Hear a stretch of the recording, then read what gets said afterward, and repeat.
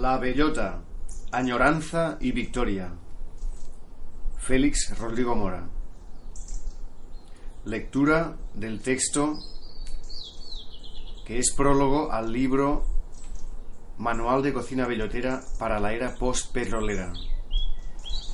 El autor del libro es César Lema. Félix Rodrigo Mora es el encargado de hacer el prólogo de este libro, así como de otro artículo sobre el uso de la bellota.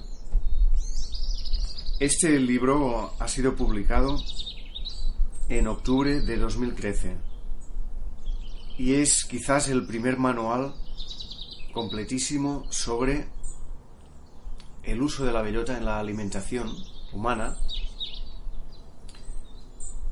y se tratan todos los temas necesarios para el aprovechamiento de la bellota, desde la recolección, secado, desamargado, procesado de la bellota, recetas. Es un libro que está lleno de imágenes, gráficos, dibujos y toda la información técnica, composición nutricional de la bellota, los taninos. En definitiva, consideramos un libro de una importancia y trascendencia grandes, porque estos saberes que eran milenarios estaban a punto de extinguirse, y recomendamos muchísimo este libro, que tiene 208 páginas. Está en el mercado a un precio de 10 euros y nos ha entusiasmado. El prólogo de Félix Rodrigo Mora, titulado La bellota, añoranza y victoria, nos ha entusiasmado y lo consideramos grandísimo. Por eso lo queremos leer y compartir en audio artículo, con lo cual lo leemos para su difusión, para que la gente se sienta con ganas de adquirir este libro, que es una maravilla y puede ayudar mucho a lo que es la autosuficiencia de las comunidades, de la gente, y el regreso a formas de vida más en armonía con la naturaleza. Aquí hay varios capítulos. El primero es Volver a lo de antaño en el futuro. Luego la bellota en su marco cultural y de cosmovisión. Luego los orígenes o el monacato cristiano revolucionario. Y conclusiones. Este audio tiene una duración aproximada de 120 minutos. Como sonido de fondo añadimos los pajaritos cantando en una madrugada del mes de noviembre de 2013, en una parte de la montaña del Montseny, de bosque, con robles, encinas y un montón de especies más autóctonas. Y esperamos que disfruten de la lectura. Gracias por la escucha, que les sea muy inspirador, y adelante con la recolección de bellotas, secado, pruebas de todo tipo, en pasteles, en sopas, en pan. Que tu alimento sea tu medicina y tu medicina sea tu alimento, como decía Hipócrates.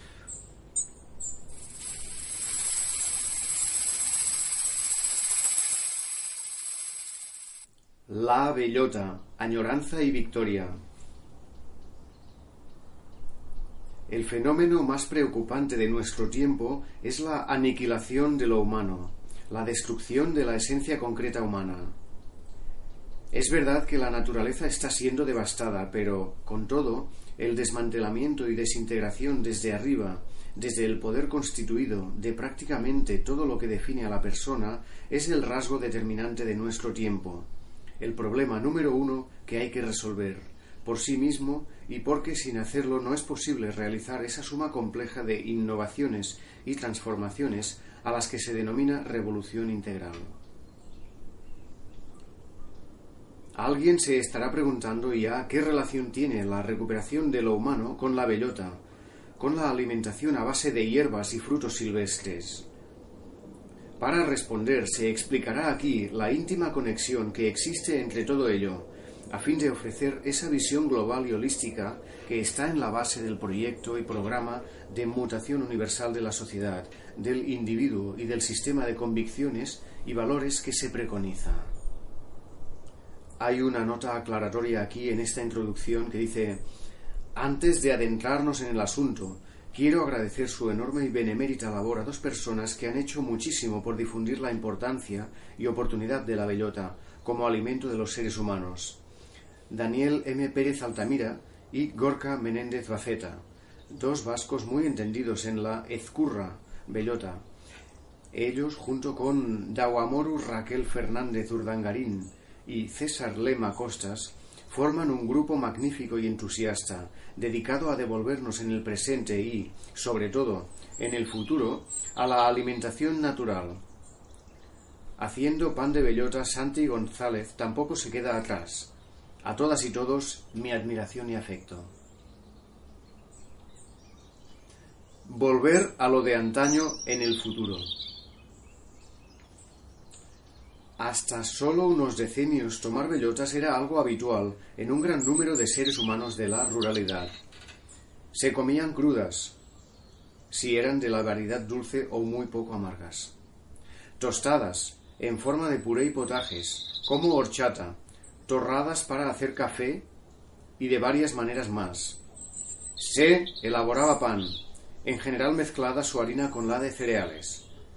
Eran una parte de la alimentación que paso a paso fue siendo arrinconada y demonizada por las instituciones del Estado.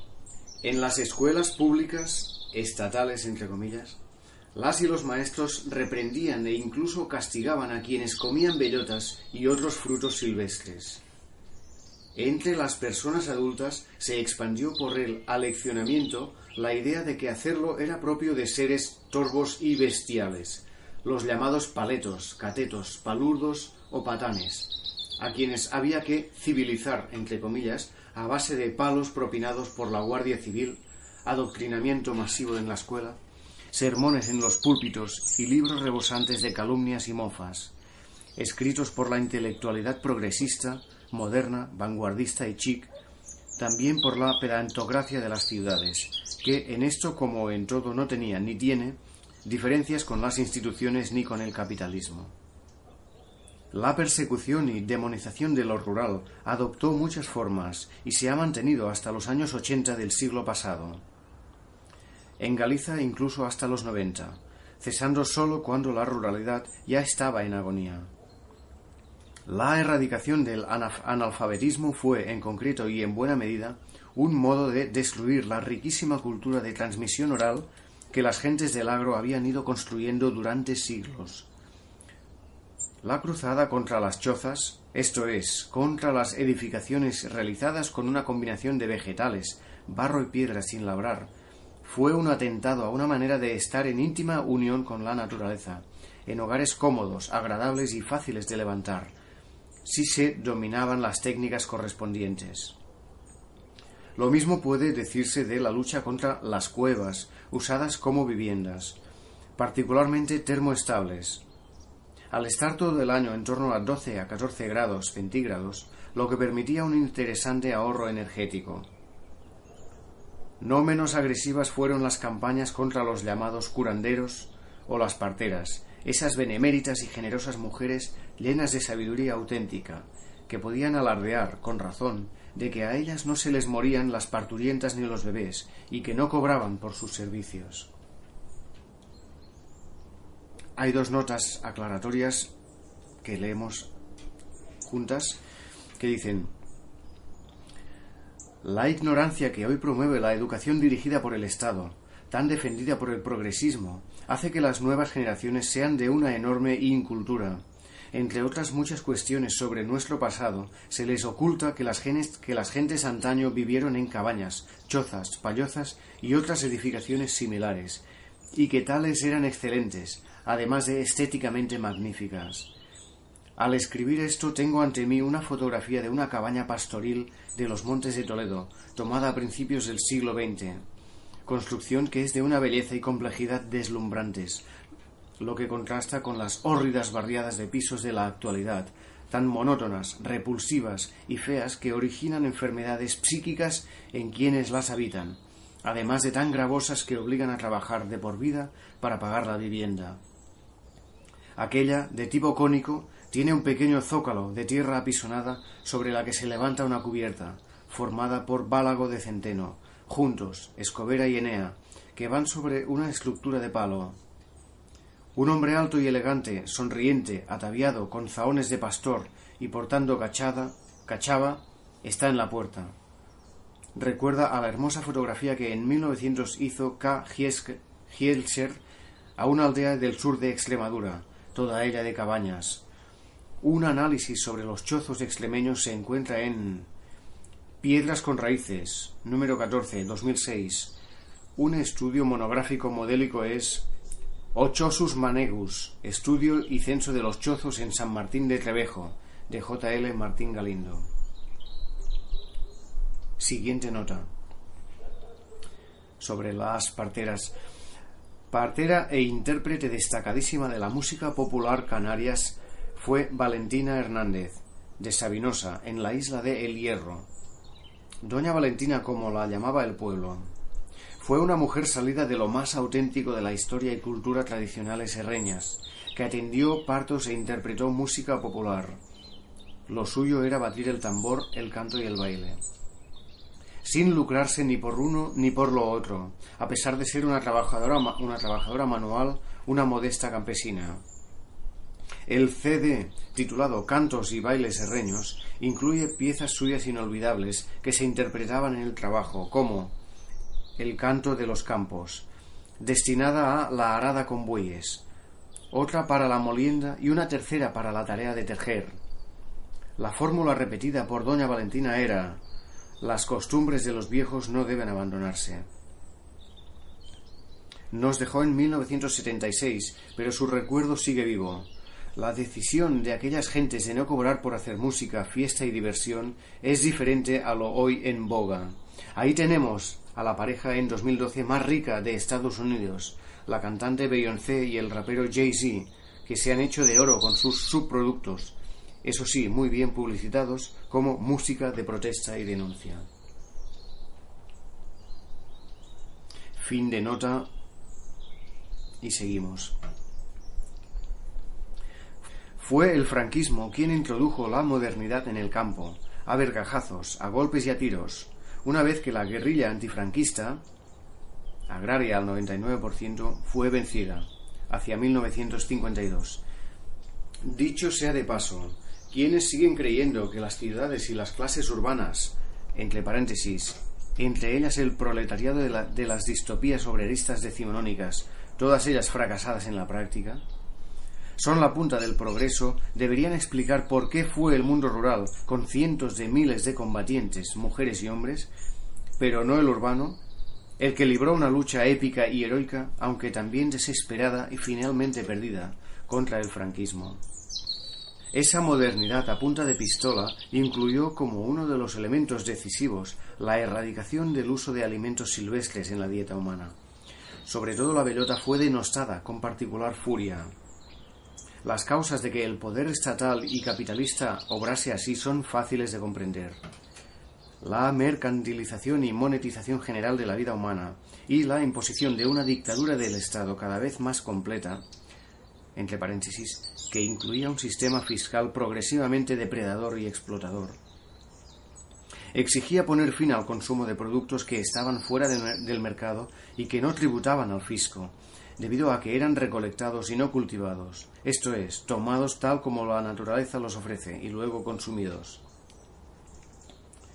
Hay una nota aquí sobre la mercantilización y monetización que dice: el mundo rural tradicional, que ha existido hasta hace poquísimo, en términos de tiempo histórico, era radicalmente refractario al dinero, al uso de la moneda. Cuenta Daniel Cuesta, un hombre de la ruralidad, en Las montañas de León, libro que escribió junto con Antonio Zavala, que en aquella sociedad, todavía a comienzos del siglo XX, se funcionaba sin dinero, todo a cambio de otra cosa, siendo, como dice, el trueque lo decisivo y quedando el numerario para muy escasas actividades entre iguales, aunque era imprescindible para pagar la contribución, o sea, para satisfacer los impuestos. Fue el Estado quien monetizó y así destruyó la sociedad rural popular tradicional. Fin de nota y seguimos. Nunca ha habido en el pasado inmediato un mercado de bellotas, entre paréntesis, salvo en forma mínima en ciertas zonas de Extremadura y para cebo animal, y mucho menos de cerraja, lenguaza, caléndula, hinojo, cálamo, majuelo, flores y bayas de enebro, malva, cardillos, ajonjera, espadaña, col silvestre, mielga, saúco, diente de león, acedera, espárragos silvestres, pan de pastor, coruña, rabanillo, mostaza salvaje, maya, acelgas silvestres, guillomo, llantén, seta de chopo, ayuco, collejas, ortiga, escaramujo, agracero y otras muchas hierbas y frutos comestibles no cultivados. La razón es que tales están por todas partes y que sólo hace falta cogerlas, siempre claro está, que se habite en el agro. Desde no hace mucho alguna de estas se venden en herbolarios, pero más como condimento que como alimento, siendo por lo general variedades cultivadas o semicultivadas. Su presencia en la dieta humana del urbanita medio es insignificante, cuando no nula. Hay una breve nota que dice: sobre el uso medicinal de las plantas acudir a Tratado de Fitoterapia Superior, Fermín Cabal, así como al comentario que hago de este libro en mi blog Esfuerzo y Servicio. Pero había más motivos para la persecución de esas prácticas. Uno ya se ha citado, el hacinar a las gentes en las megalópolis, para lo que era necesario que perdieran sus hábitos rurales y se adecuaran a una alimentación proveniente casi al 100% de la agricultura, en la que todo se compra y paga en dinero, algo que en el mundo rural no sucedía con una buena parte de los productos de primera necesidad. La ciudad exigía trigo y no bellotas, productos de huerta y no hierbas silvestres, aceite de oliva y no aceite de bayas de tilo o de nueces, vino de uva y no, pongamos por caso, fermentado de savia de abedul o vino espumoso a base de flores de saúco. Y lo exige en buena medida para derrochar y destruir. Una parte notable de los alimentos van a la basura.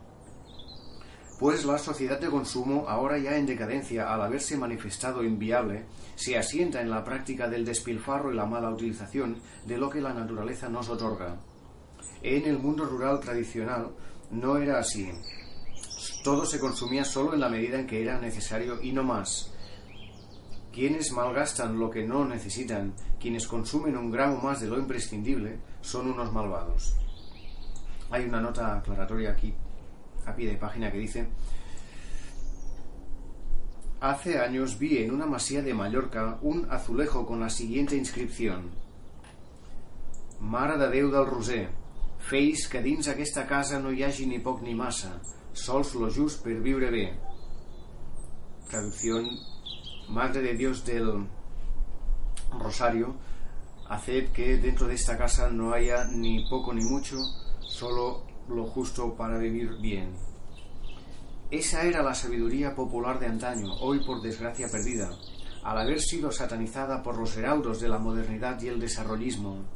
El consumo mínimo y la abundancia material mínima han de ser componentes inexcusables de las sociedades libres del futuro.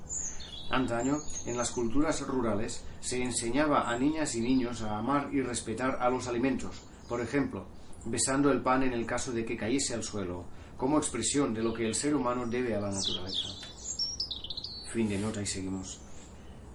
Otra causa, no menos importante, fue lograr la desarticulación de la cultura rural, paso previo a la aniquilación de aquel mundo en tanto que antagonista del Estado, espacio semi-liberado de las diversas formas de tiranía y territorio donde el capitalismo avanzaba con exasperante lentitud. Para ello había que provocar el autoodio en sus gentes, el desprecio hacia sí. Había que lograr que cundiese entre ellas el hábito de escupir sobre sí mismas y sobre su propio mundo. Para eso la aniquilación de una forma de alimentarse que sólo puede darse en el campo, pero no en las ciudades, era fundamental. Además estuvo, y sigue estando, el coro de la intelectualidad progresista que no para de calumniar a la ruralidad. Buñuel, Machado, Ortega, Azorín, Cela y un larguísimo etcétera. Les pagaron y pagan, por cierto, muy bien por hacerlo, y ahí están. Una nota sobre este tema sería: un estudio de la manera como un destacado representante de la intelectualidad progresista promueve el autoodio y la vergüenza de sí en una comunidad humana magnífica, la gallega, mayoritariamente rural, para destruirla en beneficio del Estado español y del capital español es el libro O atraso político do nacionalismo autonomista galego, con un prólogo a segunda edición, 2013, que actualiza y amplía los temas tratados. Seguimos. La resultante es que se dejó de consumir bellota, o más exactamente, en ciertos casos se continuó con dicha práctica en la semiclandestinidad, a hurtadillas, haciéndolo pero no diciéndolo, para evitar ser linchados verbalmente. Con ello, los males inherentes a la agricultura llegaron a ser todavía más devastadores. La erosión, inseparable del arado, creció en flecha. La desertificación y los cambios a peor en el clima se agravaron. Nuestros campos se envilecieron estéticamente, se hicieron monótonos, secos, hórridos. Los suelos se degradaron y la biodiversidad se derrumbó, al disminuir la variedad de la flora y la fauna en cada territorio. Con todo ello, la alimentación humana entró en decadencia por la debilidad nutricional de las plantas cultivadas, además de quedar a merced de los muchos tóxicos y venenos, químicos y neoquímicos, sin olvidar los alarmantes metales pesados que éstas incorporan. Una nota sobre este tema sería: de enorme interés es Plantas y frutos silvestres comestibles, de César Lema Costas, en todo lo que expone, pero en particular cuando realiza el análisis nutricional comparado de un producto típico de la agricultura industrial, la lechuga, y un alimento silvestre promedio, el diente de león. La pobreza en nutrientes de la primera queda en evidencia al comparar sus contenidos mucho más bajos en fósforo, hierro, calcio, diversas vitaminas, etc., con el segundo. Dicho de otro modo, la gente urbanita toma productos mediocres y flojos en lo más importante, los nutrientes, además de contaminados. Los alimentos silvestres son bioestimulantes de mucho poder y sus cualidades resultan ser tanto mayores cuanto más silvestre y menos manipulada es la planta, en frase de Lema. Fin de nota y seguimos. Pero eso no es todo. El tiempo de trabajo necesario crece si la alimentación es con productos cultivados y desciende si lo es con recursos simplemente tomados de la naturaleza. Mi propuesta es alcanzar una situación en la que al menos un tercio de la dieta humana esté basada en recolectados, como las bellotas. Esto no solo sería un gran alivio para el medio ambiente, para los montes y los bosques, los ríos y los humedales, las plantas, los animales silvestres y los ganados, sino que permitiría vivir mejor, con menos tiempo invertido en la subsistencia. Alimentarnos en parte de bellotas admitiría la recuperación de la pluviosidad y el retorno de los grandes bosques, magníficos y poderosos, llenos de vida, frescor, humedad, rocío, nieblas y belleza, dentro de los cuales el ser humano vivirá rehumanizado, fuerte en lo somático y entregado al cultivo de las virtudes intelectuales, convivenciales y morales en lo espiritual, pleno de energía y amor hacia sus semejantes, regenerado y sublime, luchando contra su propio mal interior día tras día. Entre paréntesis, las utopías son un engaño. No existen las sociedades perfectas y además no son deseables, pues ocasionarían sujetos degradados y depravados a causa de su propia perfección. Y, en consecuencia, mejorándose a sí mismo, como individuo y como pueblo, paso a paso.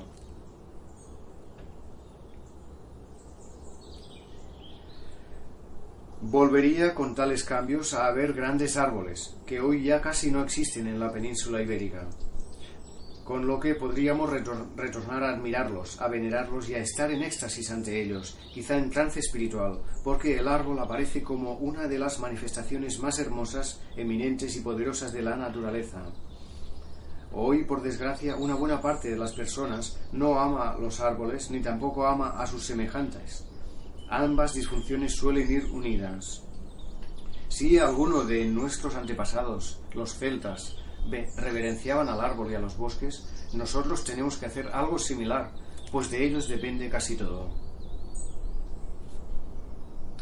Leemos una nota aclaratoria aquí que dice: una de las escasas excepciones al respecto de los grandes árboles de la península ibérica se describe y estudia en el libro Vilardell y Sant Martí de Montnegre, el bosc mediterrani dens i les perxades del Castanyer, de Sara Piqueras, Martí Boada y Georgia Rodoreda, que además de ser un texto bien construido, tiene evocadoras fotografías.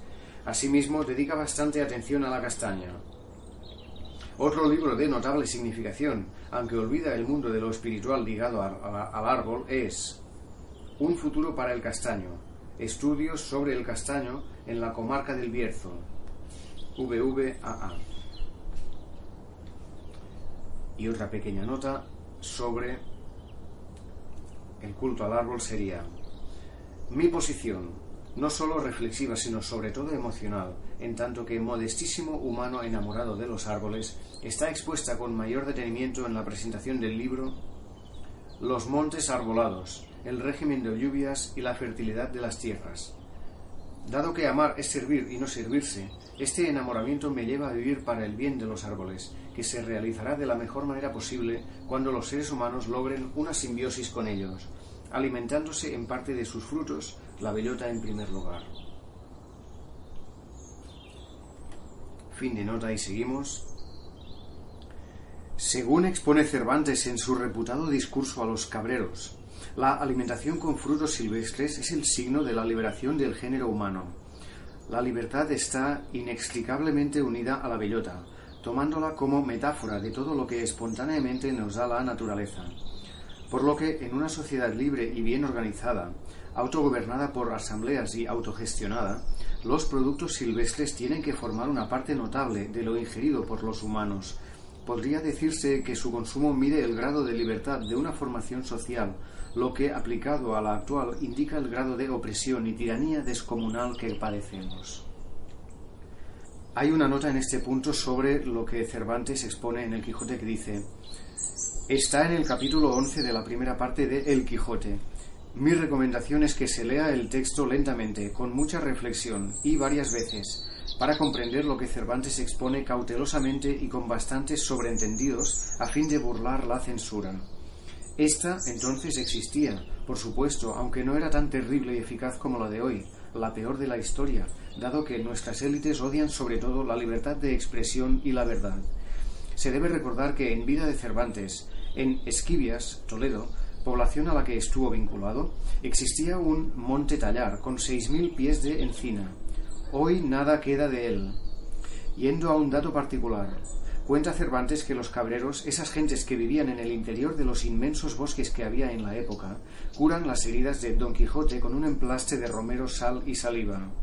Hoy, los antibióticos usados al por mayor, además, nos están debilitando, al dañar nuestros sistemas de autocuración, lo que los antiguos llamaron vis natura medicatrix, o capacidad innata del organismo para autocurarse. Fin de nota y seguimos. Una vez que hemos rechazado las distopías progresistas y obreístas, cargadas de extravíos economicistas y tecnoentusiastas, que contemplan el futuro como un reino de jauja de abundancia y riqueza material infinitas, una concepción infantil, estamos en condiciones de examinar estos asuntos con realismo y mesura, con los pies sobre la tierra. Las sociedades de hiperabundancia material que aquellas prometen ni son deseables, entre paréntesis, embellecerían al ser humano, pues la riqueza material es un mal, ni son posibles, entre paréntesis, un medio natural finito no puede ofrecer una riqueza y un consumo infinitos. Al degradar a las personas y al devastar la naturaleza, deben ser repudiadas. Hay una nota aclaratoria aquí sobre este punto que dice: esta cuestión queda expuesta con la necesaria extensión en Revolución Integral o Decrecimiento, controversia con Serge Latouche, de Félix Rodrigo Mora. Mi entusiasmo por la bellota ya quedó expuesto en el libro Naturaleza, Ruralidad y Civilización. Fin de nota y seguimos. La solución es edificar en el futuro comunidades de abundancia material mínima y riqueza espiritual máxima, que recuperen lo positivo del pasado, pero no lo negativo, para avanzar hacia una sociedad definida en términos de bienes inmateriales: la libertad, la verdad, la sabiduría, el bien moral, la belleza, la convivencia amorosa, la fusión con la naturaleza, el consumo material rebajado a lo menos, la fortaleza del ánimo y el cuerpo, la generosidad, la grandeza de metas y la sublimidad, la estetización de la vida, el erotismo, la virtud, calidad autoconstruida del sujeto, y el resto de los bienes del espíritu, sin olvidar los corporales, de que a fin de cuentas depende lo humano. Ahora, cuando las sociedades europeas se están derrumbando en todos los aspectos, cuando la desintegración de sus parasitarias e irracionales economías está empujando a millones de personas hacia la miseria material, las extraviadas promesas de las élites del poder, refrendadas por el progresismo, se manifiestan como un engaño, una burla, un modo de dominarnos psíquicamente, una mentira a denunciar. En efecto, destruyeron la sociedad rural popular tradicional para, decían, fundar un nuevo orden sustentado en la generalización de la tecnología y la universalización del saber académico, esto es, institucional, que sería invulnerable a la pobreza y que no habría nunca marcha atrás, al ser pretendidamente un gran logro de carácter irreversible. Ahora conocemos lo inmenso de sus mentiras, específicamente progresistas y modernas. Ya no tenemos ruralidad, pero tampoco tenemos riqueza material asegurada, ni siquiera tenemos futuro, y sobre todo no hay seres humanos. Nos han destruido en muchísimos aspectos, lo que es comprensible, pues hiperdominar es aniquilar.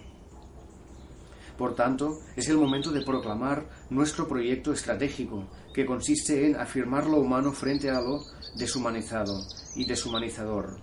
La libertad en combate contra la tiranía, las cualidades del sujeto en oposición a la tecnología, la riqueza espiritual y convivencial pugnando con la abundancia material, lo silvestre militando contra lo cultivado, la belleza en oposición a la fealdad y ramplonería, la grandeza del ánimo enfrente de la mediocridad y la chocarrería, el erotismo en conflicto con la aniquilación desde arriba del deseo, el impulso libidinal, la pasión y el amor. Por eso, en el proyecto de una sociedad libre y rehumanizada del futuro, no perfecta pero sí mejor y además perfeccionable por el esfuerzo permanente, la bellota tiene su lugar, modesto en un sentido, grandioso en otro. Construimos el futuro retrocediendo hacia el pasado. Salvamos el pasado en lo que tiene de bueno, pero no en todo ni mucho menos, haciendo la revolución, y en ello estarán ocupando un lugar de avanzada los alimentos que nos ofrece el medio natural. Se ha dicho que las bellotas fueron el alimento de la edad de oro de la humanidad, aunque hay que evitar mitificar el pasado y también el futuro, negándonos a admitir o a construir utopías, así como cualquier otra forma de mentira. Pues la condición humana ha sido, es y será siempre existencialmente limitada, conflictiva y contradictoria, como con tanta precisión y erudición de la buena argumenta Heleno Saña en sus libros, en Breve Tratado de Ética, particularmente. Podemos estar seguros de que si deseamos crear una futura sociedad cualitativamente mejor y superior a la actual, tendremos que volver a sustentarnos, no totalmente, pero sí en cierta medida, con lo que la naturaleza nos otorga sin que medie cultivo. Segunda parte del prólogo. La bellota en su marco cultural y de cosmovisión. Los alimentos, lejos de ser solo realidades fisiológicas, productos que se ingieren y eso es todo, forman parte del complejísimo acervo cultural de las sociedades, en lo que se pone de manifiesto la unión entre cuerpo y espíritu que es propio de la condición humana. En consecuencia, hay que establecer el marco cultural y civilizacional de la bellota, no solo en un lejano pasado, del que sabemos poco, sino en los últimos siglos, en sociedades próximas a la nuestra y que son su antecedente. Se trata de comprender qué eran y cómo eran las formaciones sociales que se alimentaban, en parte, de frutos e hierbas silvestres hace solo unos decenios, de las que estamos muy cerca en el tiempo, pero muy lejos en las prácticas sociales, formas de conseguir y tomar los nutrientes, calidad de las personas, libertades individuales y colectivas, modos de vivir el ocio, maneras de realizar el trabajo productivo, nociones sobre la enfermedad o la finitud y, por tanto, en la cosmovisión. Se empezará afirmando que eran sociedades plenamente humanas, con cultura, con filosofía, con ética, con narrativa, con saberes, con ideas definidas sobre la verdad, la libertad, el bien moral y la belleza, y no solo grupos humanos que vivían para la subsistencia zoológica, comer y alimentarse.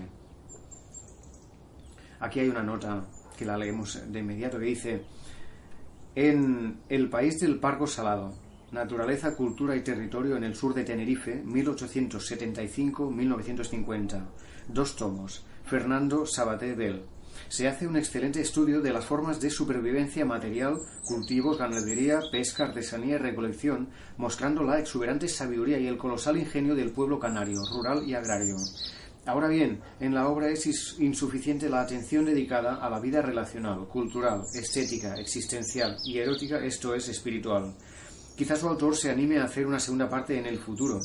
El ser humano y las comunidades humanas quedan incompletamente conocidas si solo se atiende a la supervivencia fisiológica, mucho más cuando ésta, dejando a un lado rancios dogmatismos, es siempre un medio para cumplir los fines superiores, inmateriales, que las sociedades humanas se fijan, o deberían fijarse, por sí y por la presión de las élites del poder.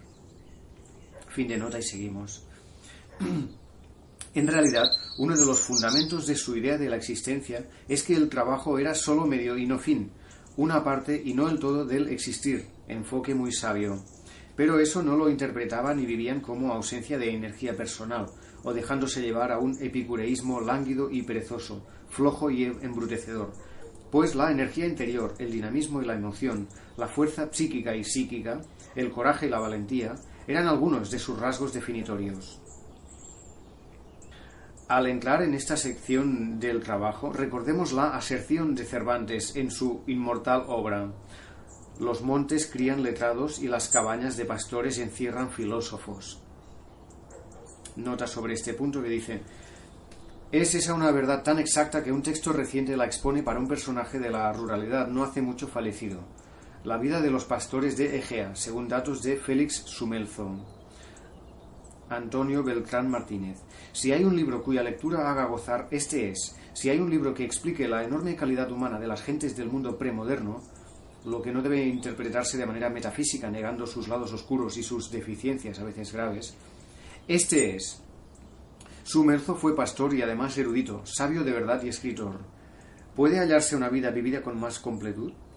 Además, tuvo la suerte de habitar en una población aragonesa donde el 95% de las tierras siguen siendo comunales, como se expone en La huella del agua en Egea de los caballeros, VVAA. Ello moldeó, sin duda, su carácter generoso, desprendido, sociable y amoroso, dotado de una enorme inteligencia natural, la única verdadera y en la que hoy es triturada por el sistema escolar y académico, el público, entre comillas, estatal, tanto como el privado. Hay algunos otros libros similares, por ejemplo, Records de la meva vida de pastor, de Joan Lluís. Fin de nota y seguimos. O dicho de otro modo, aquellas gentes, además de nutrirse en buena medida de pan de bellota, eran sabias, muy sabias. Por eso en La elección de los alcaldes de Daganzo hace decir a uno de los personajes rotundamente rural: leer no sé, mas sé otras cosas tales que llevan al leer ventajas muchas. Frase que tira por tierra otra de las agresiones a la cultura rural popular tradicional, la que identifica analfabetismo con ignorancia, imbecilidad y barbarie. Y es algo del saber popular rural, no escrito pero auténtico, y por tanto no académico y no pedante, la hace Cervantes, el hombre culto y literato por excelencia de la historia de Occidente, lo que significa que quienes no valoran la sabiduría rural popular de nuestro pasado inmediato, hoy prácticamente extinguida, son ignorantes e incultos. En efecto, aquella cultura tenía saberes inmensos y muy variados. Cada individuo de ella, indistintamente hombre y mujer, dominaba una enorme cantidad de habilidades y destrezas, manuales e intelectuales, reflexivas y estéticas, desde edificar una casa hasta atender un parto, pasando por el dominio de los conocimientos necesarios para la agricultura y la ganadería, la caza y la pesca, la artesanía y la recolección de frutos, el tratamiento de las enfermedades del cuerpo y la atención a los males del espíritu. En Ensayos sobre la cultura popular española, Julio Caro Baroja expone su respeto por la calidad espiritual del pueblo. En concreto, expresa su admiración por los aspectos estéticos, emocionales y pasionales de la vida rural, lo que desmonta uno de los peores embelecos urdidos contra sus gentes, pretendidamente bestiales, meros semihumanos sin sensibilidad ni elevación espiritual, que es como les presenta el progresismo, burgués y filoestatal. Tales infundios se deben también, cómo no, al hábito de alimentarse con bellotas propio de la gente rural. Al final del libro coloca una interesante reflexión, exponiendo que lo que hoy está casi perdido es aquello que de más valioso tiene la cultura rural. El texto es de 1979. La participación y el comunalismo, la responsabilidad y una idea de la vida sujeta al esfuerzo y el compromiso, todo lo cual pone por encima de la existencia moderna en la que se dan, o parece que se dan, las cosas ya acabadas al sujeto, sea por el mercado, por el Estado o por ambos, degradándole así por partida doble. En efecto, el ser humano se construye con lo que hace por sí y se destruye con lo que se le otorga y ha hecho en forma de ayuda, de derechos, de conquistas, de privilegios, de comodidad, de seguridad, de protección o de apoyo. Por eso la aniquilación del universo de la ruralidad por el franquismo y el primer parlamentarismo organizado en torno a la Constitución española de 1978 fue el tránsito de una comunidad sustentada en valores a otra en disvalores, de una sociedad con seres humanos a otra formada por posthumanos, conforme a la expresión acuñada por J.L. Molinuevo, feliz en el aspecto lingüístico, pero muy desasosegante en lo reflexivo. Aquella formación social tuvo un poderoso y variado patrimonio espiritual, que era de creación colectiva y que se construía y expresaba por medio de la tradición oral. Fue una cultura de la palabra, hecha por lo que se ha denominado el autor legión, las y los muchos sujetos anónimos creando en sintonía. El saber popular era riquísimo en bienes del espíritu de todo tipo, siendo de naturaleza participativa, colectivista y horizontal, al no existir un saber impuesto desde arriba por el ente estatal, ni tampoco mercantilizado u obra de genios a los que adorar genuflexos. Hay aquí dos notas. Consúltese al respecto Tradición oral de Eloy Gómez Pellón. También Antología de cuentos populares. Aproximación a la literatura de tradición oral en Villanueva del Trabuco. Francisco Jesús Álvarez Curiel. Rito y tradición oral en Castilla y León. Luis Díaz Viana. Siguiente nota que dice: uno de los escasos ejemplos de vida rural comunitaria que hoy quedan, esto es, asamblearia y comunal, al regirse por el concejo abierto y poseer todavía extensos patrimonios comunales, además de muchas costumbres de mutua asistencia, está en Álava. Se organiza en la Aravaco Concejua El Cartea, Asociación de Concejos de Álava. Según la formulación, Egiazko Democracia Gure Herrietan Badago. En Álava están orgullosos de que su sistema de autogobierno local por asambleas esté documentado desde hace más de 1000 años. Fin de notas y seguimos. La cultura oral estaba almacenada en la memoria colectiva y formaba un inmenso patrimonio comunal, que todas y todos, o al menos una porción significativa de las clases populares rurales, se encargaban de conservar, actualizar y desarrollar. La oralidad la creaban los trovadores, los dedicados a las trovas, nombre de la música popular en áreas del norte peninsular. Narradores, poetas y músicos, que no solían cobrar por sus actuaciones, que no estaban profesionalizados, pues casi todas y todos tenían oficios manuales, y que consideraban su quehacer artístico como un servicio desinteresado a la comunidad y a sus iguales. En ello, inmenso y magnífico, se expresaba el genio popular.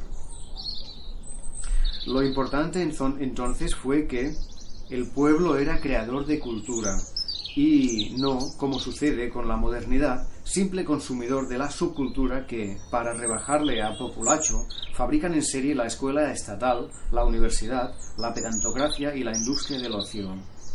La destrucción de aquella enorme riqueza de saberes, hábitos, verbalizaciones, pasiones, emociones, belleza y relaciones, que hoy es un proceso casi terminado, por desgracia, ha sido un etnocidio perpetrado por la modernidad estatoláctica y monetizada. Tal cultura era generada según el principio gnoseológico de lo experienciado, esto es, de los conocimientos extraídos de la experiencia y probados, además de desarrollados en la experiencia. Sin teorías, sin dogmatismos, sin aferramiento a retóricas vacías, sin sabios ignorantes dando lecciones ni pedantes enfermos de verborrea. Solo es culto quien crea cultura, mientras que quien la recibe, y no digamos quien meramente la consume, es el inculto por excelencia, además de un esclavo mental, intelectual y emocional de las élites pedantocráticas y estetocráticas. Quienes pretenden educar al pueblo yerran, pues el pueblo, si es pueblo, se autoeduca. No puede ser educado desde fuera, menos aún por la escuela pública, dirigida totalitariamente por el Ministerio de Educación, cuya meta es destruir las mentes y los corazones para hacer esclavos perfectos. Dejando a un lado los conocimientos vinculados a la supervivencia material y a la vida productiva, hay que enfatizar que la cultura oral estaba formada por narraciones de muy diversa naturaleza, romances y poesía, dichos y refranes, música, vocal e instrumental y danza, canción, individual y coral, baile y artes escénicas. A ello se unían las actividades asociadas como el ornato en la artesanía, la hermosura en los tejidos, la arquitectura sin arquitectos y otras muchas manifestaciones. Hay aquí unas notas interesantes, 3 notas en este texto que las leemos. Nota primera, dice, sobre esta cuestión, oficis tradicionals valencians de A. Soler, R. Iago y R. Jordán. La artesanía popular unificaba belleza y utilidad, conforme a un proyecto de estetización holística de la existencia. La modernidad disoció vida y arte, haciendo de la primera el receptáculo de la fealdad y la intrascendencia, y del pretendido arte algo a almacenar en los museos. La restauración integral de lo humano requiere romper con esa diferenciación, volviendo a unificar belleza y existencia, lo que demanda, entre otras tareas, constituir una nueva sensibilidad que satisfaga la necesidad de sublimidad que es innata al ser humano, mientras éste siga siendo eso, humano. También recomienda Arte Popular Salmantino de Luis Cortés Vázquez y Arte Pastoril, Carlos García Medina. Siguiente nota. Tengo ante mí el programa de mano del Museo del Lino de Peñaparda, una pequeña población de la comarca del Rebollar, al sur de Salamanca, situada entre bosques de robles, rebollos y castaños, de título Museo Etnográfico de Peñaparda. En él se lee: la vida de la gente, y en concreto de las mujeres de Peñaparda, giró durante mucho tiempo en torno a los trabajos del campo. Uno de los trabajos que más tiempo y esfuerzo suponía era la siembra, recolección y transformación del lino. El museo, de cuya explicación se encargan las féminas del pueblo, incluye las herramientas usadas, carmejón, raspador, rueca, etc. Por ellas y también una muestra de prendas terminadas, alguna de una belleza sobrecogedora, teniendo al parecer siglos de existencia y conservándose muy bien. Este museo en sí mismo refuta las calumnias que sobre las féminas del mundo rural expanden el Ministerio de Igualdad, Sancta Sanctorum del neopatriarcado actual. El trabajo artesanal del lino, una tarea de mujeres en su totalidad, es de una complejidad pasmosa, incluyendo en total casi 2 docenas de operaciones que hacían con inteligencia, energía y alegría, además de con total autonomía, acompañándose de canciones, bailes y recitados. En el disco El pandero cuadrado de Peñaparda, una de las piezas es precisamente la Canción de Espadar, que interpretaban mientras realizaban la operación de ese nombre, propia de los trabajos con el lino. Dicho CD es una obra muy mayoritaria de mujeres, pues el pandero cuadrado como instrumento es fabricado, mantenido y utilizado por féminas. La música tradicional femenina actual está asimismo bien representada en el DVD Latón y piel, grito del tiempo, obra del colectivo Grit Sanda, un grupo de 10 jóvenes mujeres pandereteras que hacen música leonesa. Para pensar este asunto conviene consultar el libro, de singular complejidad por la variedad de asuntos que trata y la novedad del análisis, Feminicidio o autoconstrucción de la mujer, María del Prado Esteban y Félix Rodrigo. Fin de nota 2. Y seguimos, siguiente nota con respecto a la arquitectura sin arquitectos. Dice, al respecto de esta interesante cuestión, que pone en entredicho el modo de dotarnos hoy día de viviendas, asunto que ha llegado a ser un problema gravísimo bajo el capitalismo y el Estado megapoderoso, pero que no lo era en el pasado inmediato, cuando las gentes se edificaban sus casas a través de la ayuda mutua familiar y vecinal. Arquitectura sin arquitectos, de B. Rudolfsky. En esta materia se pone de manifiesto la superioridad práctica de la sociedad rural popular tradicional sobre la actual, urbana, antipopular, hiperestatizada, dinerizada y consumidora de alimentos provenientes de la agricultura. Fin de las 3 notas y seguimos. En primer lugar, el mundo rural tradicional concebía al ser humano todo como una obra de arte que el propio sujeto, él tanto como ella, debía construir cada día. La elegancia, la belleza y la elevación tenían que estar presentes en las formas de estar, actuar, hablar, mirar, vestirse, relacionarse, trabajar, moverse, divertirse, ser con los demás, cortejar y amar. Esa idea del ser humano como obra de arte, traspasado por un impulso inextinguible hacia la galanura y la cortesía, la trascendencia y la sublimidad, el ingenio y la alegría, la generosidad y el desprendimiento, ha desaparecido casi por completo para dejar sitio al ser nada actual. Antaño, las gentes de las clases populares se definían a sí mismas como pobretes pero alegretes. Luego, durante un tiempo, fuimos ricos pero lúgubres, ñoños, arrogantes, insociables, aburridos, groseros, sin cerebro, incapaces de amar, serviles, medrosos y desolados. Mañana ya solo nos quedará la depresión, en una sociedad de pobreza y escasez material crecientes, además. Necesitamos acometer ya ahora la restauración espiritual de la persona, tanto como su restauración física. Antes los seres humanos se ofrecían en actos a sus iguales para hacerles la vida lo más hermosa, eufórica y radiante posible, realizando continuados actos de amor, una parte de ellos en la forma de presencia estética pública de sí. Hoy, al desventurado no sujeto de la actual sociedad, ya se sabe que perfecta y completa, se le fabrica en serie para atormentar y dañar a sus semejantes, a menudo a través del porte y la apariencia personal, que propende a ser lo más desagradable posible. Ahora el aspecto de las personas a menudo es solo un acto de agresión, lo mismo que su lenguaje. De ahí el infierno en que vivimos. Si antaño la vida era una sucesión de actos de amor, hoy es un revoltijo de continuados actos de odio a los iguales.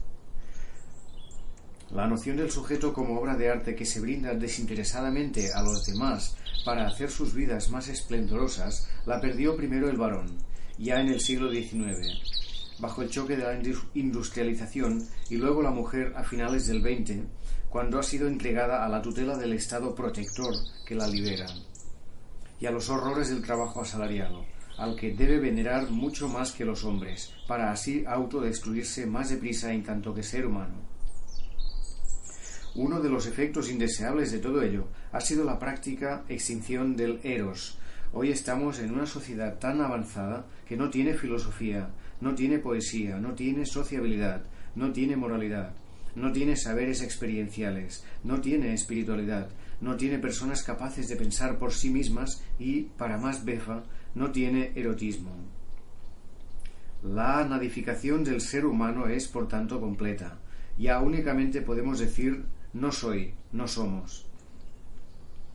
La tragedia del no ser es el drama de nuestro tiempo.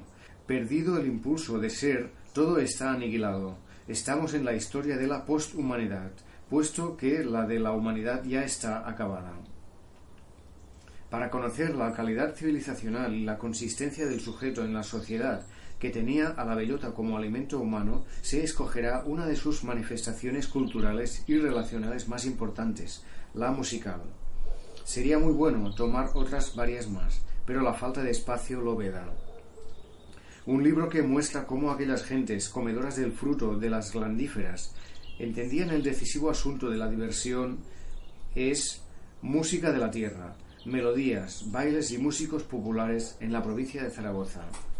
Luis Miguel Bajén García, a pesar de algunos juicios inexactos e incluso prejuiciosos e impertinentes que contiene. Un CD que ofrece una parte de lo poquísimo que ha escapado al genocidio cultural en el país valenciano es Te encantaré mes de mil, de Pep Jimeno. Botifarra, uno de los más importantes intérpretes del repertorio de la canción tradicional rural ibérica hoy, con su impresionante pieza Betlatori, a partir de la cual se podría escribir todo un tratado sobre la relación entre el ser humano y la muerte. Para el mundo asturiano se citará otro CD, Pandero Cuadrado y Panderetas en Trasmonte, Asturias. Excelente prueba de la central posición que tenían las mujeres en la ruralidad, muy diferente a la que hoy padecen bajo el régimen neopatriarcal, que las condena a las mujeres de las clases populares a la tristísima condición de mano de obra, vale decir, de animal laborans o herramienta con voz, ya no humanas. Para el universo de Galiza se hallan muy lindas pandereitadas a cargo del elemento femenino en el CD Galicia derradeira pola vila. Todo ello forma parte del patrimonio espiritual de los diversos pueblos peninsulares, el cual apenas existe ya.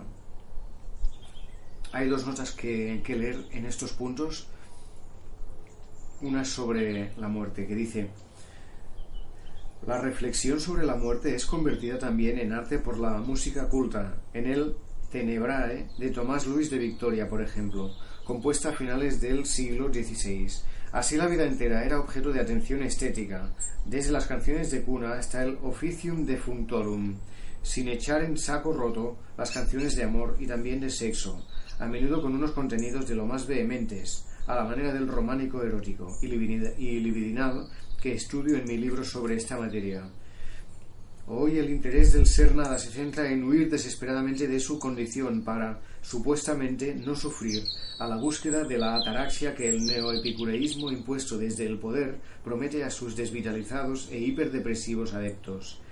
Si deseamos tratar desde el arte popular del pasado más próximo, hoy no existe apenas nada a lo que se pueda llamar arte popular, entre paréntesis.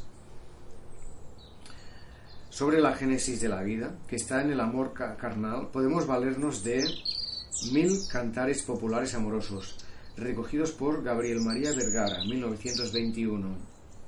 Explica el compilador que, de los cantares populares, los llamados amorosos son los que tienen más interés, por reflejar en ellos el alma del pueblo mejor que en ninguna otra clase de canciones. Y añade que son en su mayoría obra de autor anónimo. Meditar en el sexo y el amor al mismo tiempo que en la finitud y la muerte nos humaniza. No pensar ni en lo uno ni en lo otro nos hace seres aniquilados. En el pasado la cultura erudita y la popular se fertilizaban mutuamente. Hoy, como no existe ni la una ni la otra, la cuestión no tiene sentido plantearla. Ambas están muertas y acabadas, con muy escasas excepciones. Al etnocidio se ha sumado el culturicidio. Fin de nota. Y otra nota sobre música popular tradicional que dice: recientemente se ha publicado la música popular rural que Alan Lomax grabó en Asturias cuando estuvo en la península en 1952. En Alan Lomax in Asturias, November 1952, por el Museu del Pueblo de Asturias. Es un libro con 2 CDs. Ya se publicó lo que fue grabado en Aragón, Euskal Herria, Galicia y Extremadura, y ahora nos llega lo de Asturias. Dado que la sociedad rural popular era colectivista y comunitaria, una obra que complementa bien a aquel es Montes Comunales en Asturias y otras cuestiones agrarias. Jesús Arango Fernández, que incurre en enfoques institucionales, pero que al menos informa sobre esta materia nada baladí. Para una comprensión reflexiva de la cultura popular musical astur, que busca ir más allá de la superficie, La canción asturiana, un estudio de etnología musical, de José Benito A. Buila. Fin de notas y seguimos. En el titulado El folclore de Fuerteventura se manifiesta bien la riqueza estética, posible por causa de la madurez, solidez y complejidad del sujeto en el mundo tradicional, lo que choca con la aterradora simplificación de las mentes hoy en curso, ya denostado por Orwell, y la infantilización generalizada por polidependencia del ente estatal. En él, junto con las pertinentes folías, seguidillas, polcas y otras, aparecen cantos de trabajo de notable variedad. Hay una pieza para cuando se araba con vacas, otra para elaborar en las tomateras y varias más, junto con una rica colección de órdenes a los animales domésticos. Igualmente contiene coplas de baile y enamorados, además de nanas y canciones de cuna. dado que su cosmovisión se centraba en lo concreto, que es lo vivo y real, y no como hoy en lo abstracto, que es lo muerto e irreal. Aquella formación social alcanzaba niveles bastante elevados de realización y grandeza, individuales y comunitarias.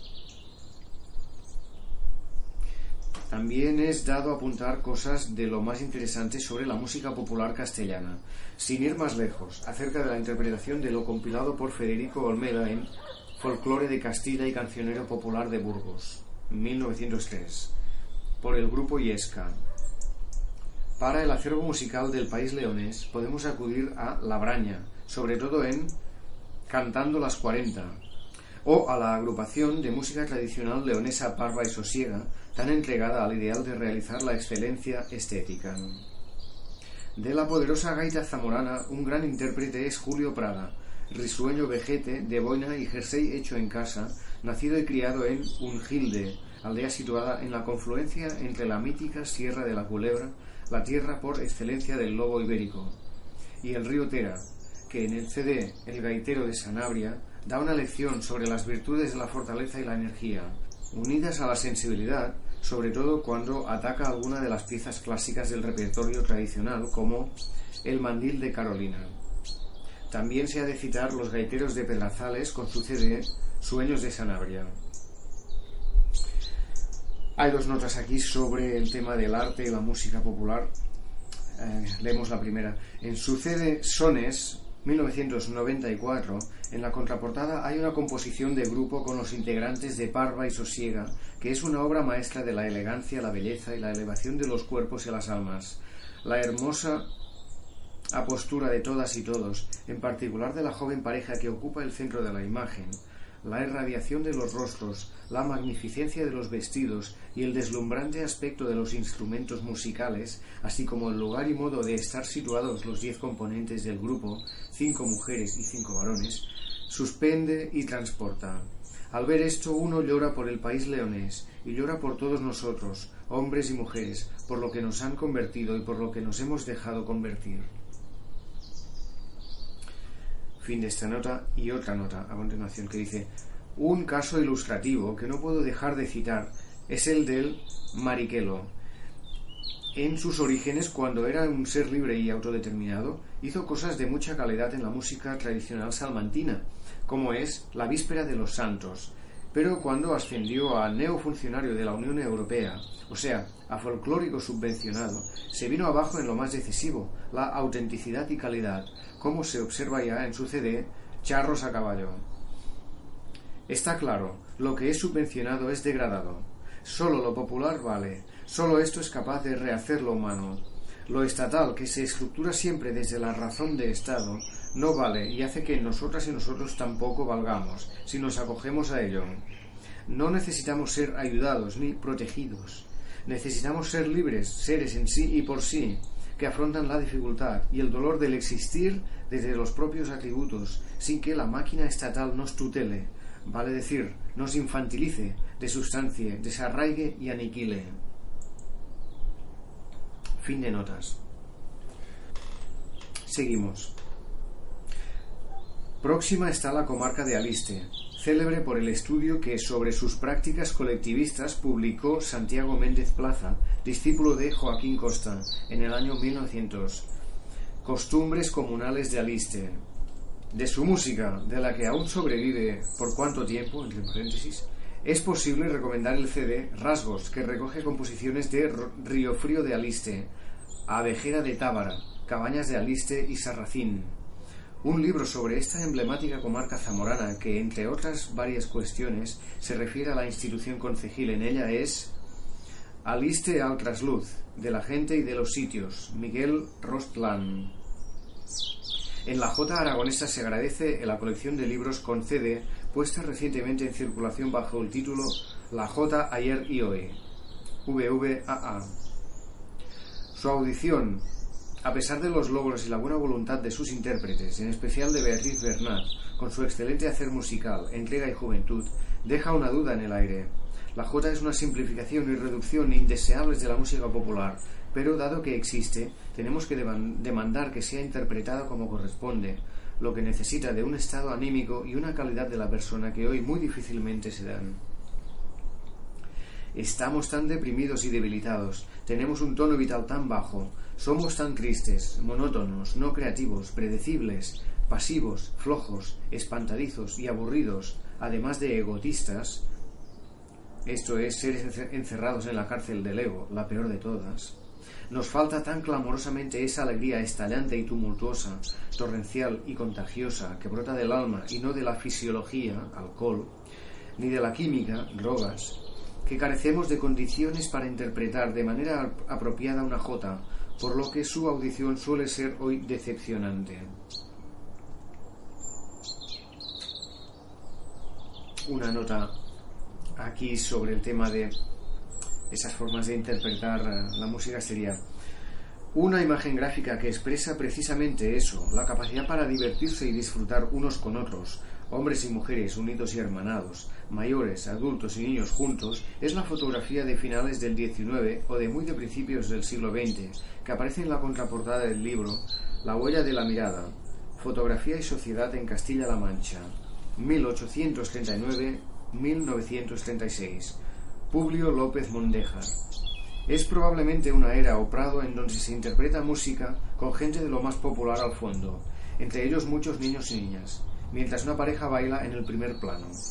Sus rostros, el de ella tanto como el de él, son la imagen misma de la alegría más intensa, de la satisfacción de estar vivos y estar juntos y recrearse con la fiesta convivencial popular. Fiesta por amor y no por dinero, ni por fama, ni por poder, ni por hedonismo. Los cuatro males que acechan al ser humano, hoy y siempre. Esa fotografía, una obra maestra, es a la vez una cardinal acusación irrequisitoria contra el mundo actual, una exigencia de que tiene que ser destruido por la revolución integral, para sobre sus ruinas edificar la sociedad de lo humano.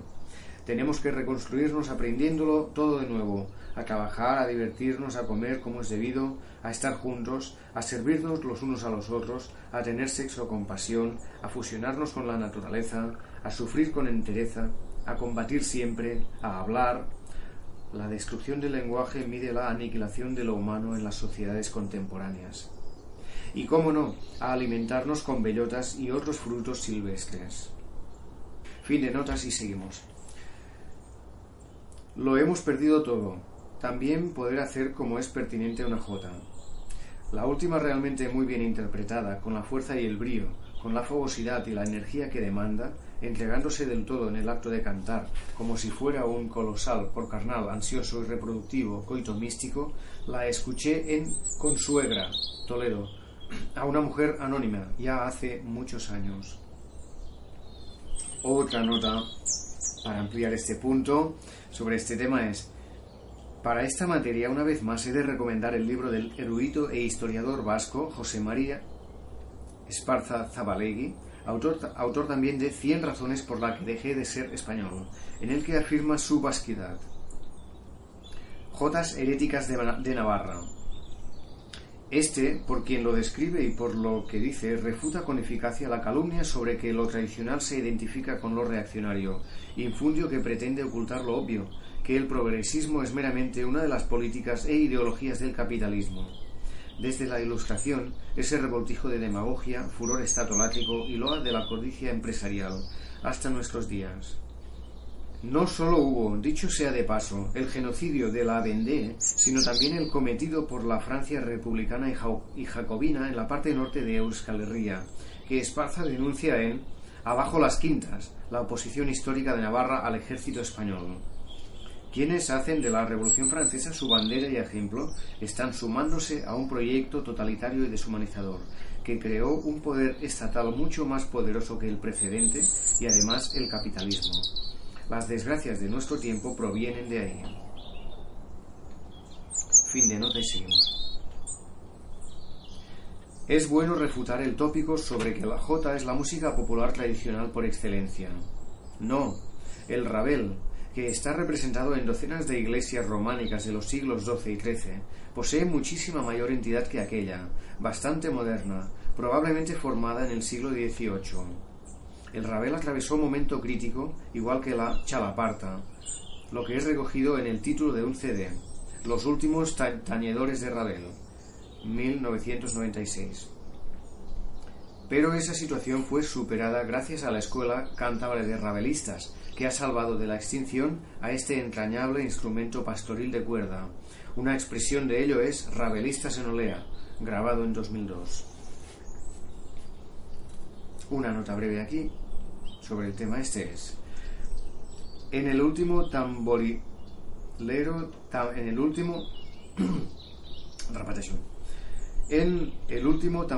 de Erraondo, Arturo Campión expone lo que significó la modernidad liberal y estatal en Euskal Herria durante el siglo XX.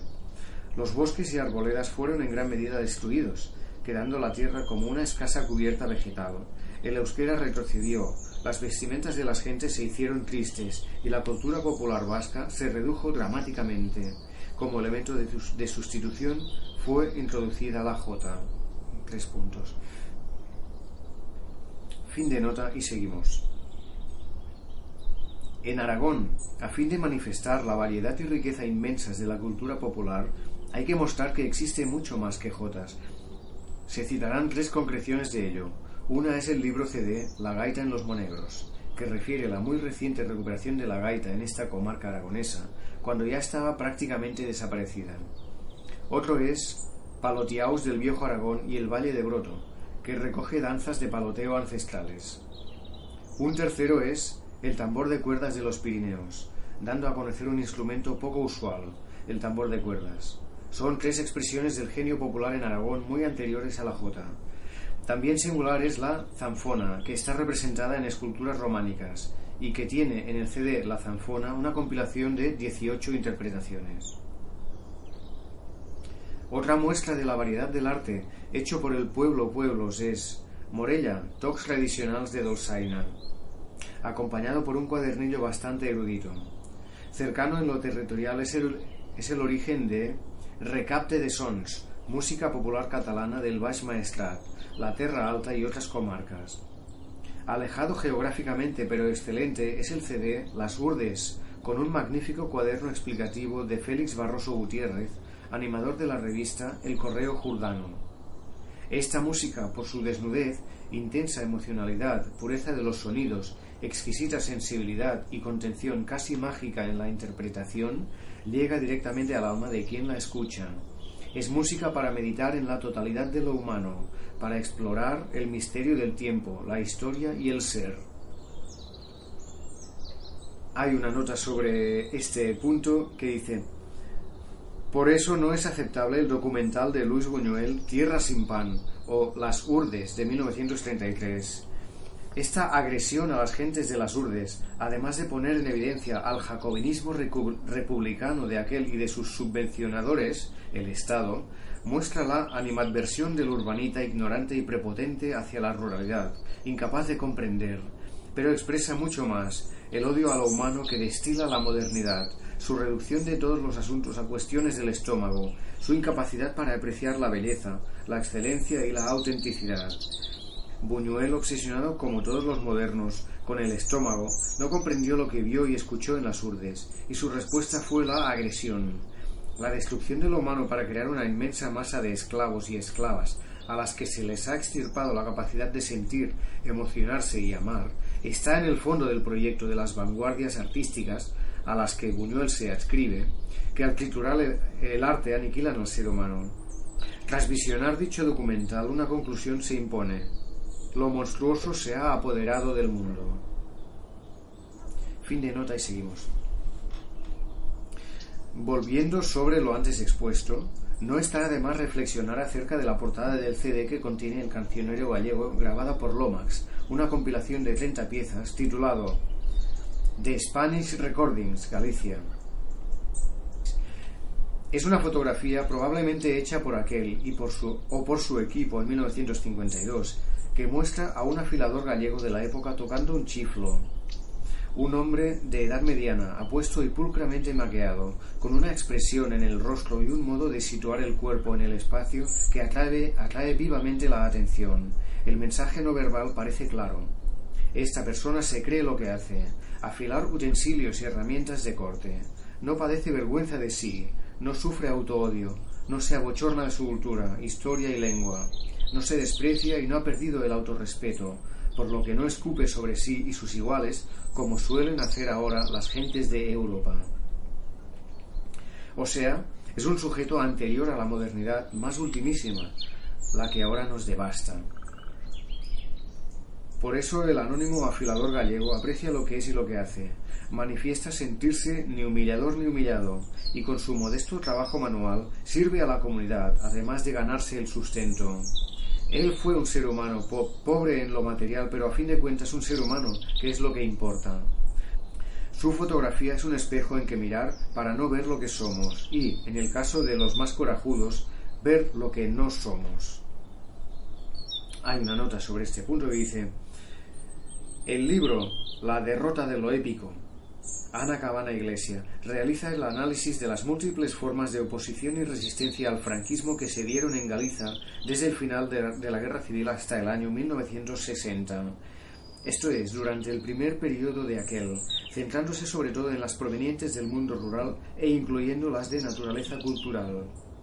Con las limitaciones inherentes a un texto académico, el libro viene bien para refutar una de las acusaciones que más ha usado la intelectualidad progresista contra la ruralidad gallega, la de haber sido no solo muy dócil, sino además cooperadora con la dictadura fascista. Cabana aporta los datos que refutan tal calumnia.